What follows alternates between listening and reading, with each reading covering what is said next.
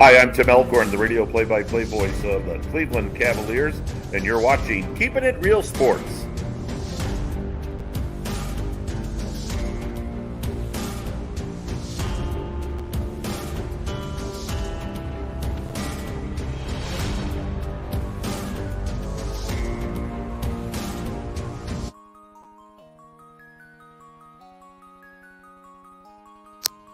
Hey, Taylor Rapp here from the LA Rams. Shout out to Steve Taylor, the real sports guy, and the honorary Ram. When Steve talks sports, you better listen.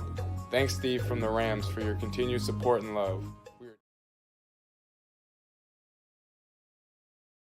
With Prince Bell, we rocking with Keeping It Real Sports, and we gonna be on this. We gonna be on a lot of times. I love the platform.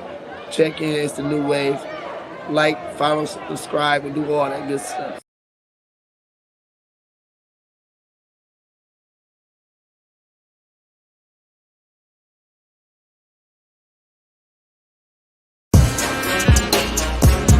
Come on. Told you I got you. Wanna talk about his game, he can talk about it. Tennis, match, golf, he can talk about it. Don't matter what it is, he can talk about it. Any sport dude, he know about it. Save your boy bum, don't doubt it. If he tell you that it is what it is. The real sports guy in the Sandman. Talk show game in the bag, man. Rep, don't have to throw the flag, man. Steve Taylor, Andy Sands. It's over, OVA. Game over, they don't play. From the fourth quarter to the ninth inning. NASCAR wheels keep spinning. To the 18th hole, he's still in control. Guy on the go. Coach never missing the play, cause he know the deal. This keeping it real. Sports. Come on. Keeping it real. Yeah. Let's go. Oh, let's go indeed. Another week of Keeping It Real Sports, man. I can't wait for this one. It's me, your boy, the real sports guy. You know, he is the Sandman, Andy Sanzada. And Sandman, March has went totally mad. It has been bonkers, man. And I'm sure by now, everyone has joined the just throw the damn brackets out the window brigade. Yep. Yeah, I ripped mine up. I'm done looking at it. It's over. So, but man, this has been an awesome tournament, Steve. Honestly, the first time ever that no number ones in the Elite Eight, that's unprecedented. Think about 152 times this tournament's been played, and that's never happened before. That's pretty special. So I'm excited for the games tonight and tomorrow. The whole thing, what I'm noticing is the precedent is being set in this, and it's like, to me, the unwritten theme, and not enough has been mentioned to the fact that now this is the direct result, Andy, of NIL. And the transfer portal. Thank you. That's exactly where I was getting ready to go. Because now you see Armando Bacot coming back for his fifth year. Well, why else would he come back for his fifth year? He's making damn good money.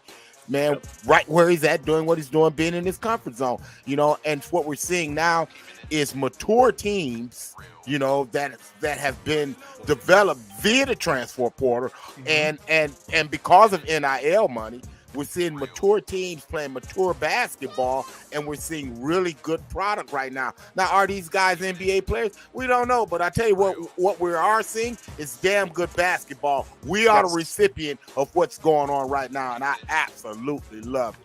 Yeah, if you look throughout the whole tournament so far, there have been a few blowouts, but really, Steve, every game has been within 10 points or fewer in terms of by the end of the game. So it's extremely competitive. There's a lot of parity out there, and we're seeing teams that we've never seen before in this tournament make it this far.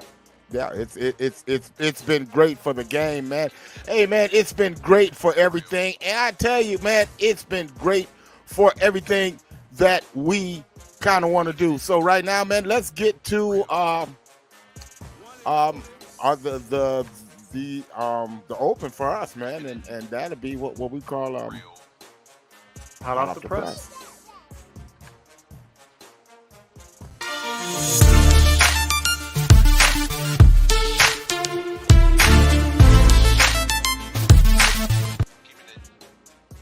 Well, you moved the hot off the bus press button on me. Thanks a lot, buddy. That's real good, Yeah, thanks a lot. Hey, I had to put a little fire in there, Yeah, I see, man. I had to look like, wait a minute, it ain't where it normally is, but that's all good. It's all right. It's all right. But, man, look here, man. Things have been happening, man, and we've been looking at different ways to make our show more accessible to you. We've done that. We are in the final processes, man. What's hot off the press is we're in the final process of finalizing the deal with Savvy TV and joining the Savvy Television family. So why is that such a big deal? Well, that's going to make it easier for you to see us because you'll be able to stream us on Apple TV, Roku TV, all of your streaming devices, even easier. And the bigger news is, look, Andy, we get a chance to be on local radio every week, broadening our platform, and we get a spot on local television. We're just joining the family. So Keeping It Real Sports is part of the Savvy Television family, along with Black and White Sports and Love My 419. We are the pioneers of what's going on, man, and it's going to be a great opportunity for us.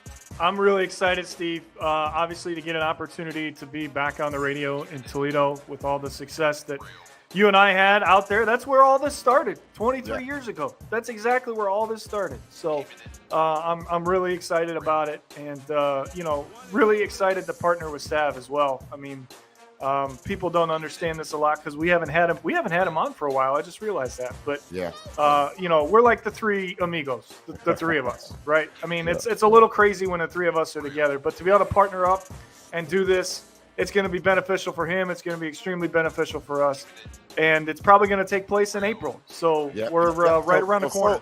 So stay tuned, people. Big things happening for Keeping It Real Sports. We thank all of you guys for hanging with us this long, but it's good. It's getting ready to get bigger.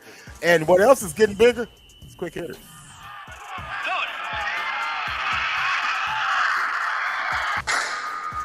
Quick Hitters. All right, Steve, big news in the college basketball world. Outside of the tournament, Rick Pitino is back into a major program. You saw what he did with Iona, getting them into the tournament. Now he's going to take over as the head coach of St. John's. This guy just loves to coach basketball, Steve Taylor, and I don't think he'll stop coaching until his body and the good Lord tells him he has to stop. Well, I tell you, man, I'm going, man, with my quick hitter, man. I'm going to the World Baseball Classic, man. Let's go back, man. Talk about Japan, man.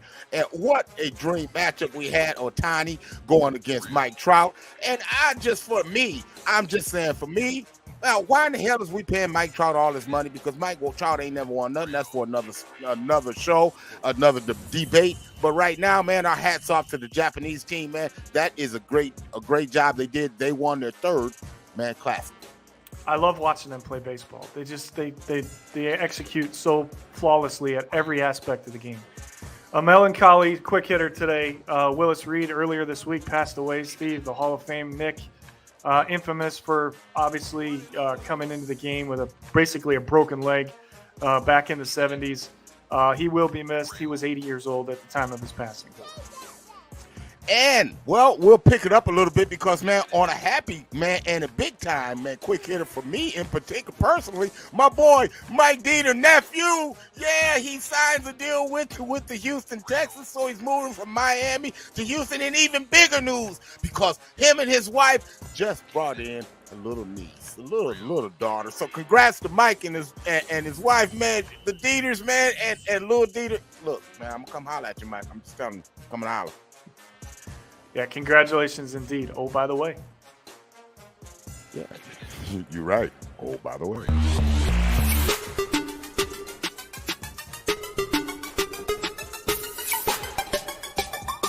Oh, by the way.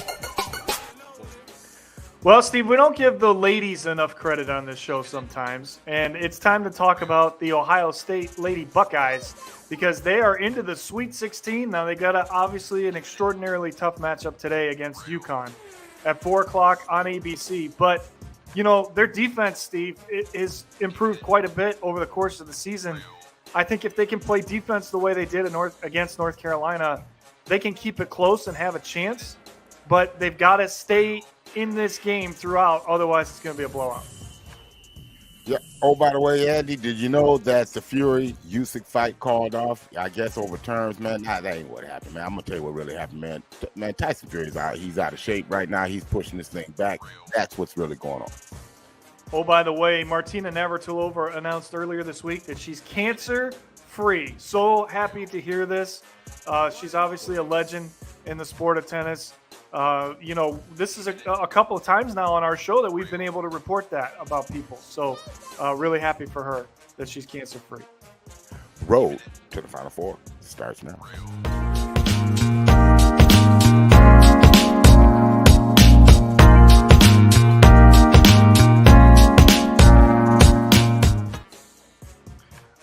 Are we even going to bother looking at our Final Four? I don't think we need to at this point. Yeah, I mean, everything's been torn up, man, and it's been kind of all bad, man. It hasn't been good at all, and it's not just us. It's not just us. It's everybody's bracket, man. Yeah, man, yeah. Throw them up there, man. Just throw up there, just for S's and G's, and just kind of as a reminder and show you what the thought process was.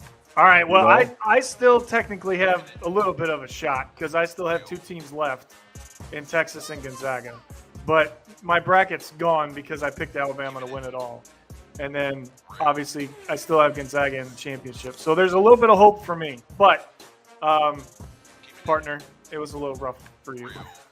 Man, it's been really, really rough, man. The only team I have left is the team out west, is the UConn Huskies right now, which looks like they're the best team left in the tournament. But man, my goodness, man, it's just right.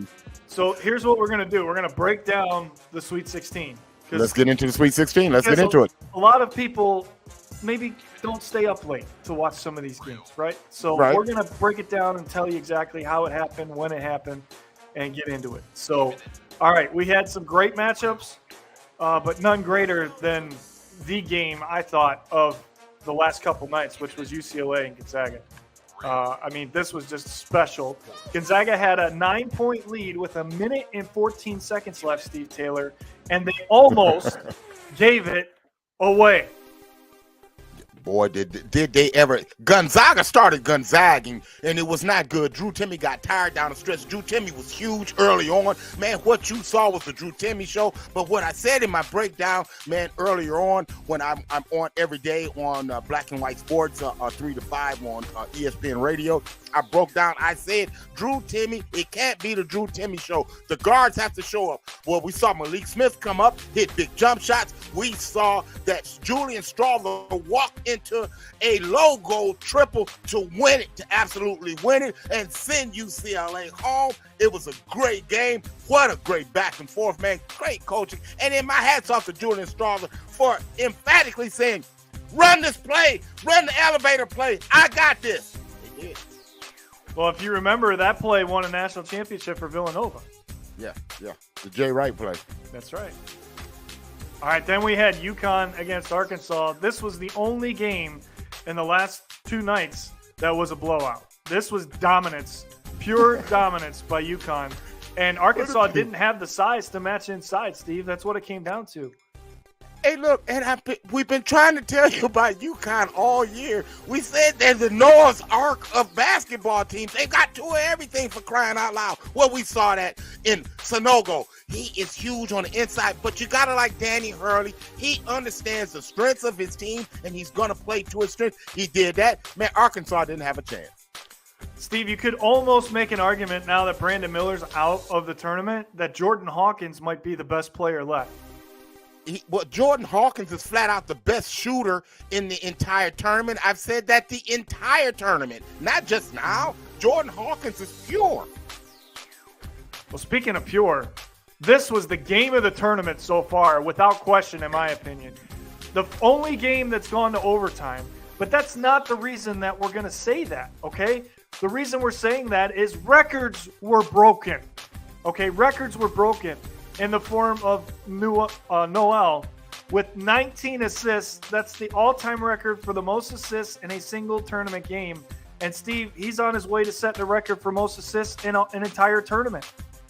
Look, it was the first Noel. Things was awful Christmassy, man, in New York City the other night on Thursday night. Man, this kid, Marcus Noel, was flat out spectacular. If you could see his eye contact early on, you could see that he was dialed in. Let this marinate.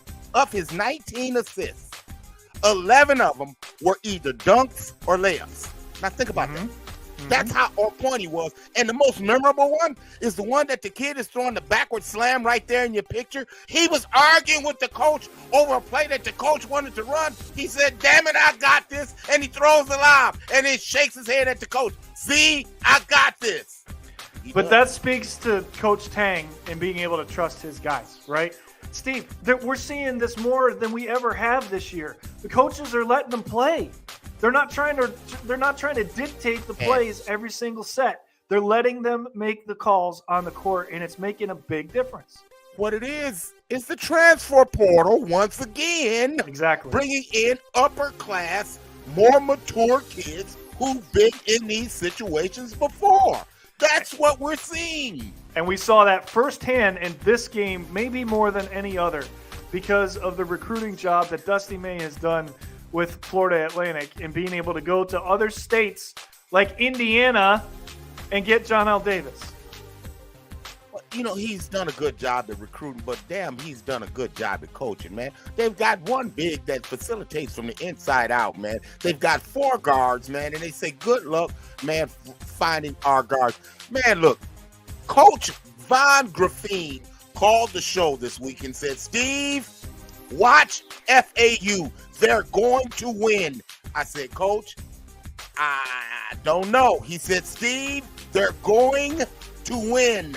And then he doubled down on it. So, Coach, my hat's off to you, Coach Von Graffine. But, Steve, ultimately, Tennessee's physicality ended up costing them that game as well, because you can't just fly off and WWE somebody in the middle of the key and expect to get away with it. Well, at some point, you got to shoot the basketball, man, and Tennessee's, man, lack of shooting is what caught up with them. So that was the Thursday night slate games, man. Let's get into the Friday slate games. All right, and everybody, ourselves included, that this was one of the reasons we were nervous about putting Houston farther, right? Is because we knew if this was the matchup that they would have to be on upset alert because Miami matches up extremely well with what Houston does. And Miami, Steve, doesn't get enough credit for how good their defense is. Well, it's not the defense that concerned me. When I broke this down, man, on another show, I was looking at the guard play. I knew it was going to be imperative of the guard play of Nigel Pack and Isaiah Wong. Would they be able to stand up to Sasser and Sheed and those guys? Well, they were able to do that. Man, those guys hit 7 threes between them two. You see, man, Nigel Pack was on one last night. He just was dead eye from distance. Man, they just really put it on Houston. Man, Houston never really could get comfortable in the game. And then the glass eater, man. Man, they've got a big kid on the middle that just eats glass, man. Man, Miami is going to be a problem. Yeah. And once again, my hat's off to Coach Graffine because he called this one as well. He said, Steve, watch Miami. He's got Miami winning it all. Based on the way they played last night, I can see why. But here's the surprise of the tournament so far. The first time in the history of their program that Creighton is into the Elite Eight. And Steve, I would not want to play these guys right now after the way they executed in the late part of the second half last night. It was flawless and it was fun to watch. Andy, had we done a top 10, Creighton would have been in the top 10 all year. They've been teetering around getting into our top Fab 5 all season. Now that's something that I hadn't disclosed to you, but I am not shocked at all about Creighton. What I like is the Ryans. I like Ryan Nembhard and Ryan Kalkbrenner. And Kalkbrenner is a 7'1" kid who's put on 25 pounds this year. He's 25 pounds heavier than the day he walked onto that campus, and you can definitely tell it because he's more physical. This kid has the ability to step out, hit the trifecta, but he affects play around the basket as well, man. Creighton is going to be a problem. Yeah, and Doug McDermott doesn't get enough credit for how good of a coach he is either. All right, and then I was scared about this matchup, Steve, because San Diego State might be playing the best defense of anybody in the tournament right now. I mean, what they did to Alabama last night and how they took Brandon Miller out of Alabama's offense was special. Well, here's what my analysis on this was. My breakdown was the magic number was 70. I said Brian Dutcher and company, he had to hold Alabama to 70 points or less. Well, they held them to 64. So that would keep them in it. Man, these guys are very, very feisty. They're not afraid of contact. They're very physical as well, man. These guys get up and down. And I said they had the defensive player of the year. Well, you saw that. What they continued to do was attack Alabama and attack the Alabama. Even though shots were getting swatted, they continued to attack and continue to play downhill. And Alabama picked the wrong night to have a bad shooting night. Yep, that's You know, right. And, I mean, Brandon Miller what- getting in foul trouble early didn't help either. Well, that's what I'm saying, man. What I'm saying, part of the game plan was to get downhill and attack. That was part of the game plan. But Brandon Miller going 1 for 9 for 3. I mean, now, come on, bro. Come on, bro. Listen, Come on, you bro. can't Come on, get bruh. comparisons to Kevin Durant and have Come a on, bro. performance like that. I'm Come just on, saying. bro. You know. All right, and then the last game of the night, this was another dominant performance by the Texas Longhorns. And this is the reason, Steve, the game they played last night is why I have them in the Final Four. Texas played well as a group last night. I really, really was impressed, in particular with the start. They came out ready to play. I mean, the Longhorns, they look great, man, en route to the Elite Eight, man. They pretty much overwhelmed, Xavier. Xavier made it close early, had a run to make it, respectable. But man, Texas, man, good call, man. They, will their lack of shooting, man, catch up with them? Well, we'll find out. Once again, Texas is good through what? Well, it's the transfer portal. Once again, exactly. Dessou is going to be a problem in their next matchup. Well, Dylan Dessou was hurt and he didn't play much. So going forward, that could be a problem for them. He was hurt pre-game. Now, so how much he didn't play much? He started the game and he didn't play much. Well, hell, they didn't need him, but they're going to need him in the next round. Oh, for sure. And speaking of the next round, let's take a look at the Elite Eight now. We've got 2 games tonight, 2 games tomorrow. Now, these are the games. The first game is tomorrow. This will be UConn and Gonzaga. No, that is tonight. That's right. It's going to be tonight, correct. Yep. Steve, I mean, to me, this is the championship. I mean, these are 2 of the best teams in the country. They have been all season long. I cannot wait for this game. I think it's going to come down to who can execute late again. I really believe that. And I don't think Drew Timme can go off for 36 against this defense. I don't see that happening 2 times in a row. But I'll tell you what, he's a special player, Steve, because he single-handedly, up until Strawther hit that shot, willed his team to get that lead late in the second half. Yeah, he really was the catalyst in that, man. The guards came along, later again. Malik Smith hit some big shots, man, down the stretch to keep him in it until Strawther decided to get involved late in the contest. But, man, this one here is going to be a different animal tonight because UCLA were down one of their best defenders, man, in post defenders that hurt his shoulder. He was out. They could have, kind of rotated on Drew Timme.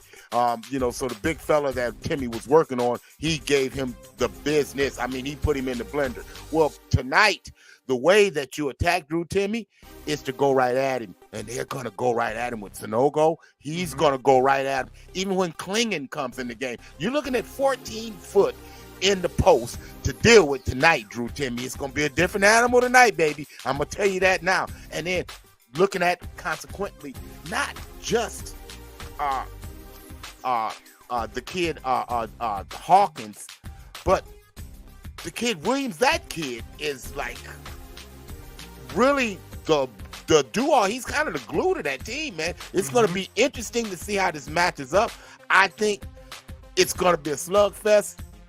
But if I had to pick it, and I'm going to pick it, man, I told you, I like UConn when this thing first started. I said, I like the Huskies. I like the Huskies get to the Final Four, man. All right. The other game, this one might be more entertaining than that one just because of the athleticism that's going to be on the floor and being able to watch Noel try to follow up that performance. I think I'm more excited about this game than I am the UConn game, Steve.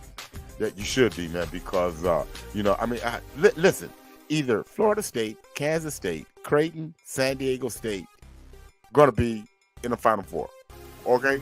They're going to be in the Final Four. It's going to happen, okay? Florida Atlantic, I really like how they play. They understand who they are. Even when they were down the other night, they still remained true to who they were. They were, even when they weren't making the shots, they were taking the right shot. So I knew it was only a matter of time before they started hitting them. And man, it's going to be tough because Noel is going to be tough to deal with. Can they deal with him? You know the craziest thing to me about Kansas State? They were picked to be dead last in their conference, and now they're in the Elite Eight. In their conference, which was one of, if not the most difficult conferences to play in this year. Yeah. So who you got in this? Elite Eight. So let's take a look at Sunday's games. Well, I ain't gonna let you get away without picking it. Pick it. I'm riding Kansas State. I'm riding Kansas State. I really like the way that they are playing right now. I just think their confidence is at an all-time high, and I think they have the ability to match up guard play-wise with Florida. So I'm going to take Kansas State. However, the fact that Florida Atlantic is the only team in the country that have won 34 games, that is something to consider. It should concern you. You damn right it should concern you, man. You know why? Because they ain't used to losing, man. They figure this thing out. I know, and why they're believing in themselves too, and that's dangerous. I'm going really to pick dangerous. Florida Atlantic to get to the Final Four. All right. Creighton, San Diego State. Ooh. Well, this is going to be a tough matchup, I think, for San Diego State, Steve, because I like the matchup inside of the big guy against their big guy, Arop. Arop is a little slow to me. And even though he can play defense, I think that ultimately that's going to bite him on the offensive side. So, but their guard play has been spectacular. Their defense is something, and Coach Dutcher has these guys believing. I can't not pick San Diego State after what they did to Alabama. So I'm going to take San Diego State to go to the Final Four. Yeah, man, that's a good pick, man. I like Arop, man. Alabama put him in a lot of pick and rolls, man. They put him in. Mensa is going to be the difference in the game. His defense. Mensa, they put him in a lot of screening roles as well too, man. Mensa, man, he's more so of a slasher, but Mensa is going to have to be the guy tonight or tomorrow more so than anything, because of the way Kalkbrenner plays, man. Kalkbrenner is not your normal post player, man. He's kind of the guy that's going to move around that elbow area and really do damage there. Man, I'm going to tell you what, man. I really like Coach McDermott and what they're doing right now. I think San Diego State has played a great game, and they definitely have the horses, man, to get after it. But man, Creighton has been solid all year long, man. And Andy, a couple weeks ago, you and I were doing back and forths, and you took a dig at the Big East, and it seemed to be nothing but damn Big East teams left in this damn tournament. That's all I'm saying. All right, so who you picking? Creighton. All right, there you go. Last game, we got to pick up the pace. Miami, Texas. Obviously, I put Texas in the Final Four. I'm going to ride with them. I'll take them to go through. But if I could do it over, I'd probably take Miami to go to the Final Four. But I'm just going to stay loyal. But I do believe Miami will win this game. But because of my bracket, I'm picking Texas for that sake alone. Guard play, man. Guard play, man. Give me the Hurricanes. I like the Hurricanes. NBA update.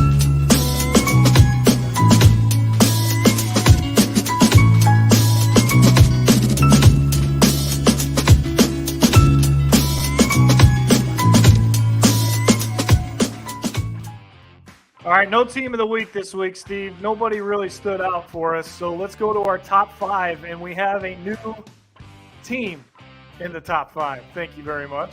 Oh, man. It's man, about damn time you've come around on this. Look, man, I have to do what my BDI tells me, and my BDI says it was time to put the Cavs in at number 5 based on what they did. Did you see the dunk that my boy Spider-Man put down on the Japanese fella this week? Oh, yeah. Look that one up. Yeah. All right, give me number 4. The Boston Celtics. That's based on how they've been playing. They're 5-5 in their last 10. Boston has been struggling. They're down 2 spots from last week, but we still have them in the top 5. That brings us to number 3. The Denver Nuggets, up 1 spot from last week, man. They're the top team in the West. You got to respect them, man. Jokic, a walking triple-double. Number 2, the Philadelphia 76ers. And, man, maybe they lost last night, but Joel Embiid dropped 46 again. This is what I do when you say Jokic is a tougher guard than me. Okay, we'll see. We'll see, Draymond Green. I'm going to drop 40 on you again. And he did. And number 1, you know who it is. It's that man, that dude. Who is that dude? Giannis, the Great Freak. All right, partner, one last thing. We mentioned it earlier, but we'll remind you again, this is the first time in the history of the tournament that no number 1 seeds have advanced to the Elite 8. Yeah, that's crazy. That is really crazy, man. Yeah, man. But I tell you, man, it's been fun. We got to run, man. So until next time, we wish you love. And we peace. Chuck them deuces.